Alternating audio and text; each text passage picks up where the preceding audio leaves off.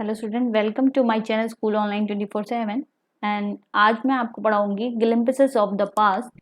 This is third chapter of honeydew book और ये chapter जो है वो क्लास 8 के लिए है। तो चलिए देखते हैं glimpses of past. Glimpses of the past, इसका मीनिंग है अतीत की एक झलक। Okay, and in this chapter you all will see the some events of past, जिसमें आपको पता चलेगा कि कैसे पास्ट में लोगों ने क्या क्या सफ़र किया, कैसे दुख झेले और कैसे ईस्ट इंडिया कंपनी के कुछ लोग आकर के पहले यहाँ पर बिजनेस के लिए आए और धीरे धीरे इन्होंने पूरे इंडिया को कैप्चर कर लिया। ये लोग आए थे। ये ग्लिम्पस ऑफ पास्ट लगभग 1757 से स्टार्ट हुआ है और 1857 तक की पूरी इसमें समरी दी हुई है। और ये एक पिक्चरियल ग्लिम्पस है, मतलब पिक्चर के रूप में आप इसे देखेंगे हिस्ट्री को, जो कि हमारी कंट्री से रिलेटेड है। और ये पिक्चर्स जो है वो स्पीचेस के रूप में, मतलब एक एक लोग स्पीच के रूप में अपनी बात को क्लैरिफाई करेंगे और आप उसे समझेंगे उस समय की कंडीशन को और इन इवेंट्स को, जो कि फर्स्ट वर्ल्ड वॉर इंडिपेंडेंस के लिए लड़ाई लड़ी गई थी तब तक के लिए पूरी हिस्ट्री यहाँ पर दी हुई है। चलिए डिस्क्राइब करती हूँ मैं आपके चैप्टर को, glimpse of past. Look at the first point. Yes, first point is martyrs. Martyrs means शहादत। ये एक प्रोग्राम हो रहा है, फंक्शन हो रहा है, जो कि दिल्ली में सिचुएटेड है वहाँ पर। और इसमें आप देख सकते हैं कि एक सिंगर हैं जो खड़ी हैं, ये कह रही हैं, O my countryman, let your eyes fill with tear as you recall the sacrifice of Indians martyrs. मतलब ये गाना गा रही हैं, लता मंगेशकर जी हैं जो कि गाना गा रही हैं, मेरे वतन के लोगों जरा आंख में भर लो पानी, कहीं भूल ना जाना उनको जिन्होंने दी कुर्बानी। मतलब वो पूरे गाने को गा रही हैं। और यहाँ पे इस असेंबली में बैठी हुई हैं इंदिरा गांधी जी, लाल बहादुर शास्त्री जी और पंडित जवाहरलाल नेहरू। तो ये तो था आपका फर्स्ट पॉइंट। अब चलिए सेकेंड को डिस्कस करते हैं कि कैसे इंडिया में अंग्रेज आए और उन्होंने कैसे स्टार्ट किया अपना सफर।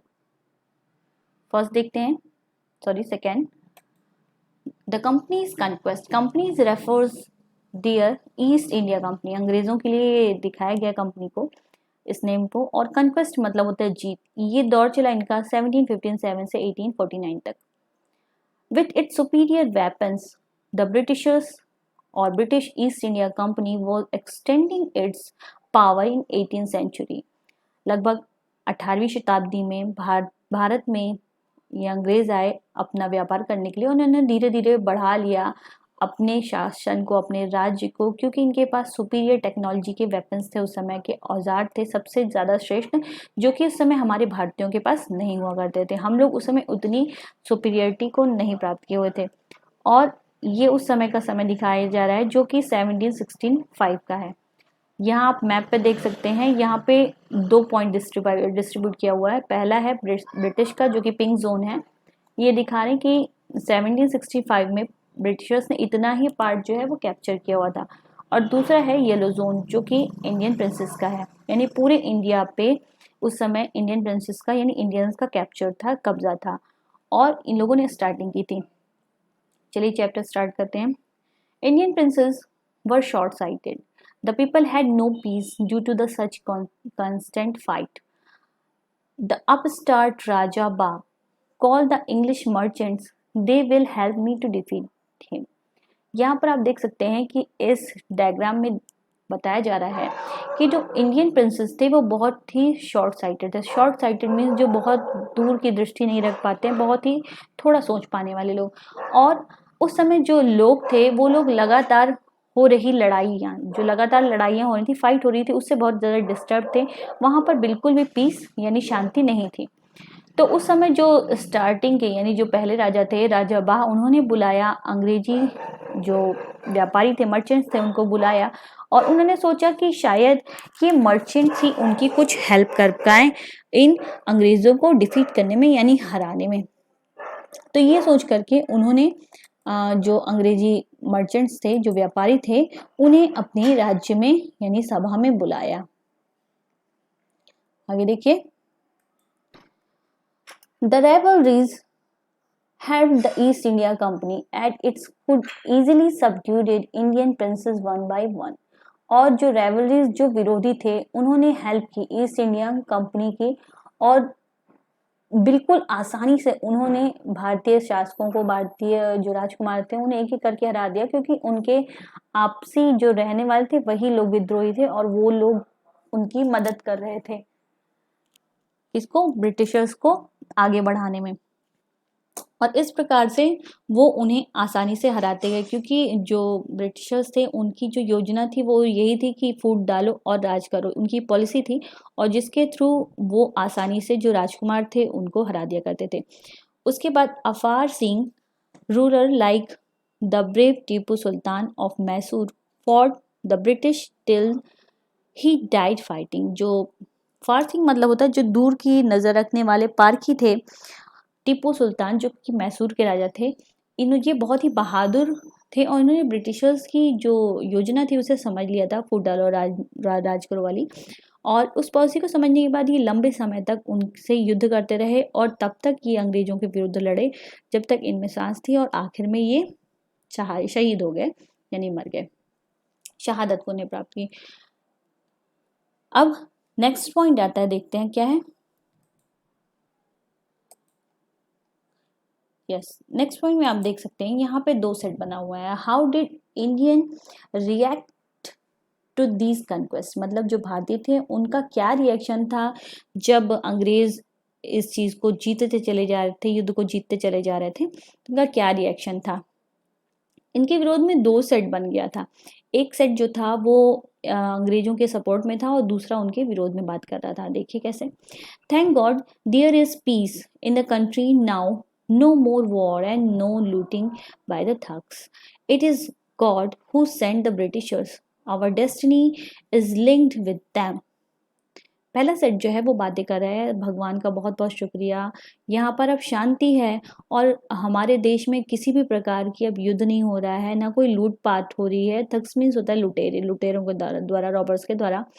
दूसरा कहता है कि ये ज़रूर निश्चित रूप से ईश्वर ही है जिन्होंने इन ब्रिटिशर्स को भेजा है, और हमारी जो डेस्टिनी है, जो हमारा जो भाग्य है, वो इन अंग्रेज़ों के साथ ही जुड़ गया है। वो लोग इस बात को लेकर सहमत हो गए थे और उनकी जो गुलामी थी, यानी अंग्रेज़ों का जो शासन था, उन्होंने आसानी से पहले सेट ने इसको स्वीकार कर लिया था और वो उनके अगेंस्ट बिल्कुल नहीं जाना चाहते थे।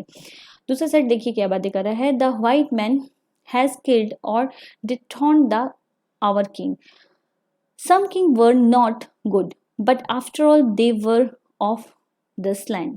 Now we have become slave of foreigners।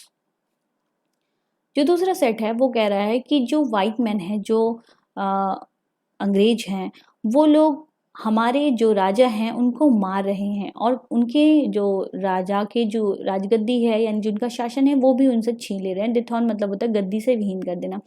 और कुछ ऐसे राजा हैं जो कि अच्छे नहीं हैं, अच्छे नहीं थे, पर फिर भी वो हमारे ही इस भूमि के हैं, हमारे ही भारतीय ही हैं, तो उनको भी वो मार दे रहे हैं।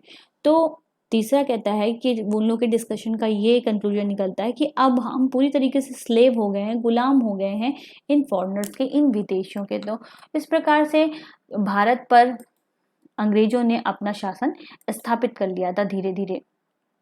आगे देखिए, ब्रिटिश रूल। अब इस समय ब्रिटिश रूल स्टार्ट हो चुका था। कब से कब तक? लगभग 1765 से ये ब्रिटिश रूल जो है वो स्टार्ट हो चुका था इंडिया पे, और 1836 तक उन्होंने बिल्कुल आराम से राज्य किया, किसी भी तरीके की कोई प्रॉब्लम नहीं है। Religious leader preached idea like untouchability and child marriages. जो रिलीजियस लीडर यानी जो बड़े धार्मिक अनुयायी थे, उन्होंने लोगों को शिक्षा दी, ये आइडियाज़ दिए कि जो अनटचेबिलिटी मतलब छुआछूत, ये विचार लोगों के दिमाग में भर दिया। और चाइल्ड मैरिज जो एक्ट था उसको उस समय उन्होंने लागू कर दिया, यानी बच्चों की शादी, यानी 18 वर्ष से छोटे बच्चों की शादी उस समय कर दिया करते थे। उनका कहना था कि यानी one who cross the seas loses his religion, कि जो भी व्यक्ति इस समुद्र को, यानी जितने भी समुद्र हैं, 7 समुद्र हैं, उसके पार जाएगा, दूसरी जगह जाएगा, तो वो निश्चित रूप से अपने धर्म को खो देगा। All the misery in the world is due to women. और उनका मानना था कि जो भी दुख है संसार में, मिजरी है संसार में, उन सब का रीजन केवल और केवल औरत ही है। तो ये सब सोच लेकर के वो रिलीजियस लीडर, एंशिएंट हमारे जो रिलीजियस लीडर थे वो थे, और वो हमारे इंडियंस को ये सारी शिक्षाएं देते थे। और इस तरीके से जब अंग्रेजों ने देखा कि इन लोगों का दिमाग बिल्कुल खाली है, तो वो आसानी से अपनी जड़ों को फैलाने लगे। The truth was the Indian had lost self respect, the British scorned them. पर वास्तविकता ये थी कि उस समय जो ब्रिटिशर्स थे वो हिंदुस्तानियों से यानी इंडियन से नफरत करते थे, क्योंकि जो कुछ भारतीय थे वो लालच की वजह से अपने सेल्फ रिस्पेक्ट यानी आत्मसम्मान को खो दिया और उनके सामने जाकर के झुक गए थे। The natives are unworthy of trust, incapable of honesty. True your honour, but I am honest. तो जो दो बड़े लीडर्स थे ब्रिटिश के, वो आपस में बात करते हैं और वो इनमें से एक कहता है कि जो नेटिव्स हैं यहाँ के, जो इस भूमि से जुड़े हुए हैं, भारतीय हैं, वो वास्तव में देखा जाए तो अनवर्दी है, मतलब योग्य नहीं है, उन पर विश्वास नहीं किया जा सकता है, वो विश्वास करने के योग्य नहीं है और ना ही वो ऑनेस्ट है। उसी में से एक जो लालची है वो अपने आप को ऑनेस्ट बताता हुआ कहता है पर मैं हूँ, और ऐसे ही लोगों की वजह से हमारा भारत धीरे धीरे तबाह और बर्बाद हो गया था और उस पर अंग्रेजों ने शासन कर लिया था, क्योंकि लोगों की लालच बढ़ गई थी। Being merchant the Britishers wanted quick profit. जो मर्चेंट के रूप में यानी व्यापारी के रूप में ब्रिटिश जो थे यहाँ पे आए हुए थे, और वो चाहते थे कि ज़्यादा से ज़्यादा और जल्दी जल्दी उन्हें जो है प्रॉफिट होने, लाभ हो। उसके लिए उन्होंने क्या किया, their heavy taxes forced farmer to abandon their field. उन्होंने भारी भरकम टैक्स लगा दिए, लगान लगा दिए मजदूरों के ऊपर, ग्रामीणों के ऊपर, किसानों के ऊपर, जिसकी वजह से वो मजबूर किसान जो है वो बहुत ज़्यादा मजबूर हो गए थे, क्योंकि उनके पास इतने पैसे नहीं थे, तो उन्हें अपनी फील्ड, अपनी ज़मीन जो है वो अंग्रेजों को दे देनी पड़ती थी, और या फिर वो फोर्सफुली उनसे छीन लिया करते थे लगान न चुकाने के कारण। You are still in area, if you don't pay next week I will send you jail, but your man taking my all crops। यहाँ पे आप एक इंसिडेंट देख सकते हैं, एक ब्रिटिश रूलर जो है, एक सोल्जर है, वो कह रहा है एक फार्मर से कि तुम अभी भी इस एरिया में हो, अगर तुम दोबारा भी यहाँ दिखाई दिया और या फिर तुमने पेमेंट नहीं किया वो टैक्स का, तो डेफिनेटली तुम्हें जेल में डाल दिया जाएगा।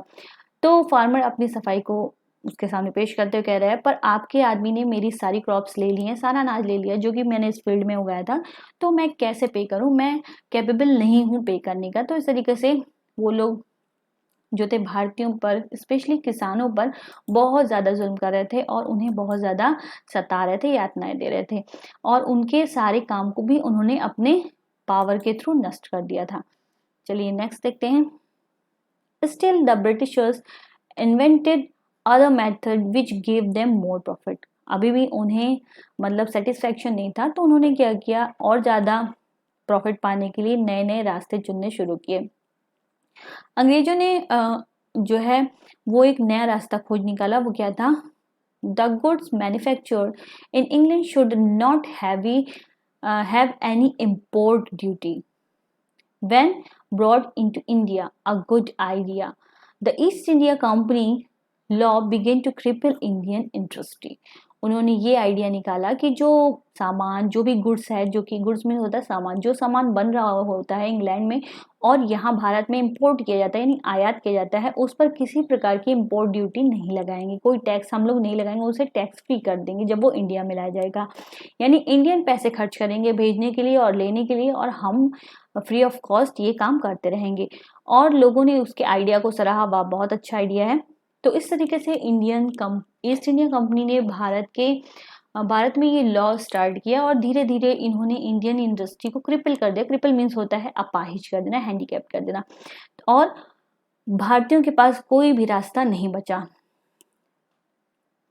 Inevitability famines followed between 1822 and 1836.